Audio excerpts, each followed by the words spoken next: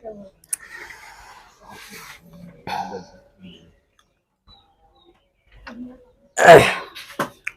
लोग कल 3.2 का 1 नंबर सवाल यहाँ हम लोग हल किए थे। आज हम लोग 3.2 का 1 नंबर का दूसरा सवाल हम लोग हल करने जा रहे हैं। इसमें है 5 कलम और 5 पेंसिल और 7 कलम का मूल्य 50 रुपया। तो पहले हम मान लिए, माना एक पेंसिल का मूल्य x रुपया और एक कलम का मूल्य y रुपया। मतलब हुआ कि एक पेंसिल का मूल्य x रुपया मान लिए और एक कलम का मूल्य y रुपया मान लिए। अब प्रश्न से कहता है कि हम लोग का मतलब जो खरीदे हैं कि मतलब जो 5 पेंसिल खरीदे हैं तो एक पेंसिल का मूल्य कितना रुपया है, x रुपया है। तो 5 पेंसिल मतलब 5 पेंसिल का मूल्य 5x हो जाएगा। एक कलम का मूल्य y रुपया है, इसलिए 7 कलम का मूल्य 7y हो जाएगा और ये दोनों मिला के 50 टका है।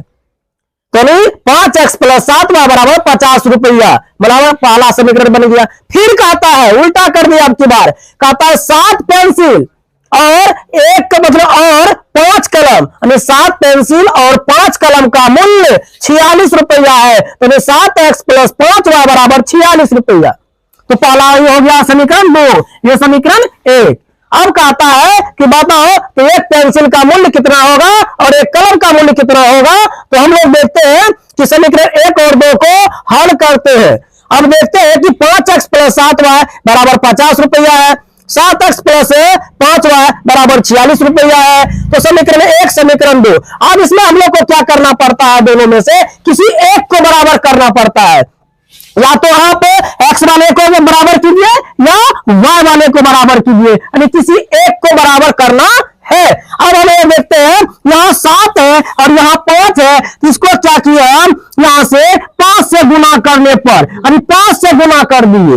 और इसको क्या किए, यहाँ 5 था तो इसको 7 से गुना कर दिए। अगर जब विषम रहे तो हम लोग क्या करते हैं कि ऊपर नीचे से गुना कर देते हैं। यहाँ 7 है तो इसको से मतलब जो 7 से गुना कर दी, इसको यहाँ 7 है तो 7 से दूसरा से गुना कर देंगे और यहाँ 5 है तो ये पहला से गुना कर देंगे। इस तरह से हो गया 5 गुना 5 किए 25x हुआ, फिर 5 गुना 7 किए 5 7 35y हुआ और 5 गुना 5 किए 25 हुआ, यानी 250 हुआ। यानी हो गया 25x + 35y बराबर 250। अब समीकरण 2 को फिर 7 से गुना करेंगे, 7 से गुना करिए, 7 गुना 7 किए 7 49x, 7 गुना 5 किए 7 35 हुआ है और 7 गुना दिया तो 46 कर दिए तो 322 हो गया।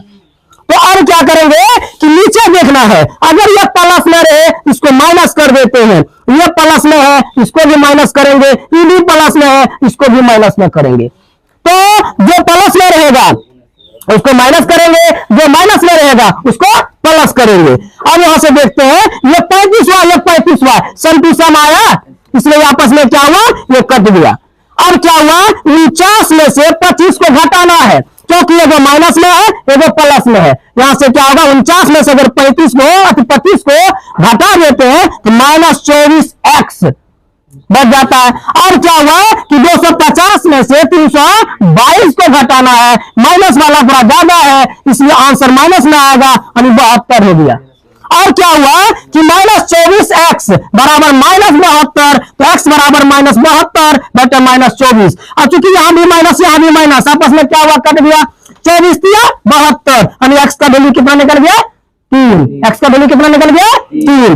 तो यहां से हो गया कि 5x + 7 बराबर 50 और दूसरा हो गया 7x + 5 बराबर 46। दोनों को हल कर दिए, हल करने के बाद x का मान निकल गया 3। यहां तक क्लियर, किसी को कोई दिक्कत नहीं। अब चलते हैं हम लोग से इसको क्या किए, किसी भी समीकरण में अब x बराबर जो 3 है, किसी भी समीकरण में चाहे 1 में चाहे 2 में किसी में रख दीजिए। तो हम क्या किए, समीकरण 1 में x बराबर 3 रखने पर समीकरण 3 में मतलब 1 में क्या किया, x बराबर 3 रख दिए। तो 5x + 7 बराबर 50 है, x का वैल्यू रख दिए 3, 5 गुना 3 किए 5 दिया 15 + 7y बराबर 50। और क्या हुआ, ये जो 15 प्लस में है, जब बराबर के अंदर करते हैं तो वो माइनस में हो जाता है, यानी 7x बराबर हो जाएगा 50। इधर प्लस में था, इधर आके माइनस हो गया। 50 में से 15 को घटा दिए तो कितना बच गया? 35। अभी 7 गुना में था, जब गुना में रहे तो इधर आके भाग में हो जाता है, यानी y बराबर 35/7, 35/7, यानी 7 बचे 35, यानी y का वैल्यू कितना निकल गया? 5। y का वैल्यू कितना निकल गया?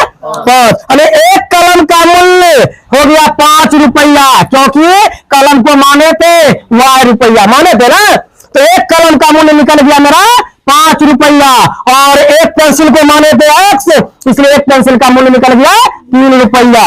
अब इसका आप लोग क्या कीजिएगा, जैसे कल हम लोग ग्राफ खींचे थे, इसका भी ग्राफ आप लोग खींच लीजिएगा। अगर कोई भी प्रॉब्लम होगा तो कमेंट करके बता दीजिएगा, हम इसका ग्राफ खींच के फिर से वीडियो डाल देंगे। अब चलते हैं इसका ये सवाल 1 नंबर का, 1 नंबर और 2 नंबर पूरा कंप्लीट हो गया। अब चलते हैं 2 नंबर पे, 3.2 का और 2 नंबर। इसमें यह कहता है हमको कि a1/a2, b1/b2, c1/c2 का प्रयोग करके हमको हल करके दिखाना है कि ये कौन है, मतलब प्रतिच्छेद रेखा है या संपाती रेखा है या फिर समानांतर रेखा है। ठीक है, तो हम लोग देखते हैं कि 5x - 4y + 8 = 0। तो हम ये क्या करते हैं कि 5x - 4y, ये जो प्लस में था इसको 0 की तरफ भेज दिए तो क्या हुआ? -8। समीकरण 1 हो गया। अब कहता है 7x + 6y - 9 = 0, तो 7x + 6y इधर प्लस में था, ये माइनस में था, इधर आके क्या हो गया? प्लस। अब क्या हुआ? 7x + 6y = 9, तो ये समीकरण 2। अब क्या किया, यहां से a1, b1, c1 निकाले, तो ये जो हुआ समीकरण 1 से a1 बराबर हो गया 5, b1 बराबर हो गया -4, c1 बराबर हो गया -8। किसी को कोई दिक्कत? अब चलते हैं, इसमें फिर कहता है समीकरण 2 से a2 बराबर हो गया मेरा 7, b2 बराबर हो गया 6, c2 बराबर हो गया 9। तो a1, b1, c1, फिर a2, b2, c2 निकाल लिए, समीकरण 1 और 2 से निकाल लिए। a1 a2 मतलब जो है a1 निकाले, b1 निकाले, c1 निकाले, a2 निकाले, b2 निकाले, c2 निकालिए। कोई दिक्कत यहाँ पर किसी को?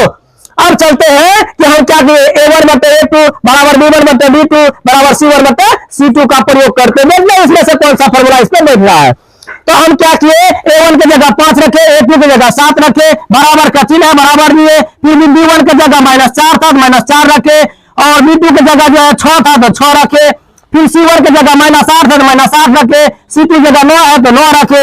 अब क्या करते हैं, यहां से 2 से कटा दिए, 2 दूना 4, 2 तिया 6, हो गया 5/7 बराबर -2/3। यहाँ 5/7, यहाँ -2/3 बराबर हुआ नहीं हुआ, इसलिए हम यहाँ क्या कर दिए, इसको डज नॉट लिख दिए। तो डज नॉट का मतलब ये हो जाता है बराबर नहीं है, बराबर नहीं है।